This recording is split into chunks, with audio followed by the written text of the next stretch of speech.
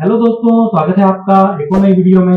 और आज की एक्सेल की इस नई वीडियो में मैं आपको चेकबॉक्स का यूज सिखाने वाला हूँ। तो दोस्तों, चेकबॉक्स को किस तरीके से यूज किया जाएगा इस एक्सरसाइज में, इसके लिए मैंने यहाँ पर एक सैंपल एक्सरसाइज बना रखी है, जिसमें हमने यहाँ पर देखा ऑर्डर 1, ऑर्डर 2, ऑर्डर 3, ऑर्डर 4। और हम यहाँ पर देखेंगे कि चेकबॉक्स पर जैसे हम क्लिक करते हैं, कितने ऑर्डर हमारे पास यहाँ पर कंप्लीट हो रहे हैं, वो ये हमको काउंट करके बताएगा।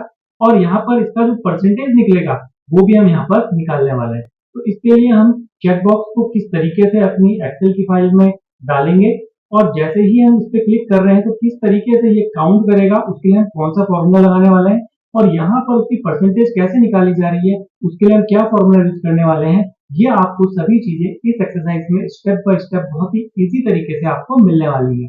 तो वीडियो बहुत ही इंटरेस्टिंग है, बहुत ही आसान है और बहुत ही अच्छी चीज आप इस वीडियो में सीखने वाले हैं। तो अगर वीडियो पसंद आ रहा होगा तो वीडियो को लाइक कीजिएगा, शेयर कीजिएगा और चैनल को सब्सक्राइब करना बिल्कुल भी ना भूलें। तो आइए हम वीडियो को स्टार्ट करते हैं। तो दोस्तों, यहाँ पर आप देख रहे हैं कि हमने एक फॉर्मेट ले लिया है और इस फॉर्मेट को आपको एज इट इज यहाँ पर बनाना है। अगर आपको इसको सीखना है तो सेम आप इसको इस तरीके से बना सकते हैं। तो दोस्तों, इसमें सबसे पहले हमको ये देखना है कि जो ये चेकबॉक्स होते हैं, ये एक्सेल के अंदर आते कहाँ से। नॉर्मली आपको एक्सेल के अंदर ये चेकबॉक्स मिलेंगे नहीं। इसके लिए दोस्तों आपको एक्सेल में ये जो आप टैब बटन देख रहे हैं, इन टैब बटन के अंदर आपको एक डेवलपर टैब मिलेगा, और इस डेवलपर टैब के अंदर कंट्रोल्स ग्रुप के अंदर आपको यहाँ पर इंसर्ट मिलेगा, और इंसर्ट के अंदर आपको यहाँ पर ये तीसरे नंबर पर आपको ये चेकबॉक्स मिलेगा।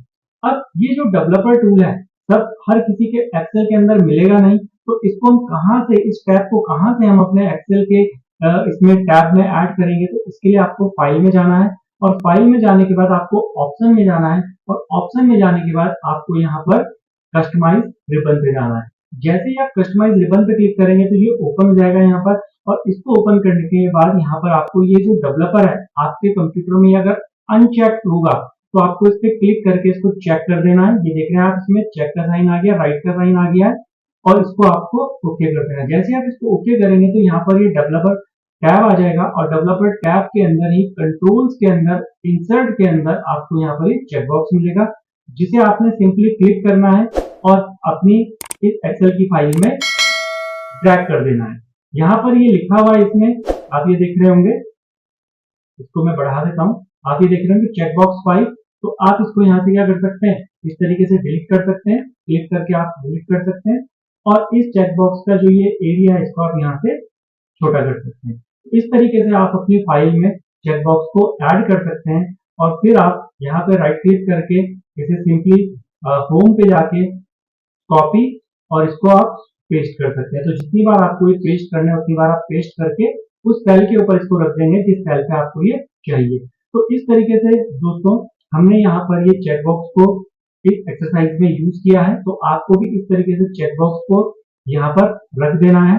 इसके बाद जो इंपॉर्टेंट चीज आती है वो ये होता है कि हमें इस चेकबॉक्स को अपने सेल के साथ लिंक करना होता है।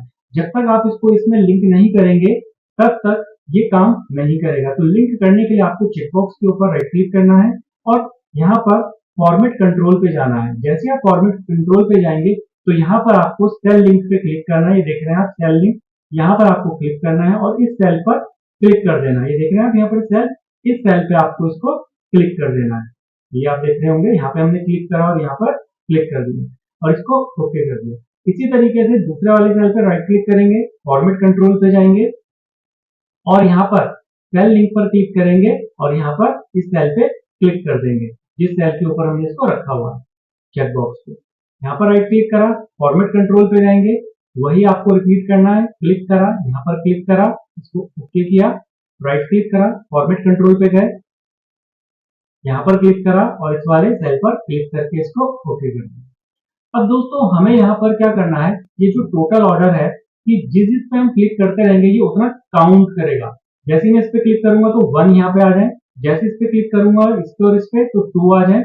ये किस तरीके से इसको काउंट करेगा, इसके लिए हम यहाँ पर फॉर्मूला लगाएंगे काउंट इफ, जिसके लिए हम इक्वल का साइन लगाएंगे और यहाँ पर काउंट इफ लिखेंगे, ब्रैकेट लगाएंगे।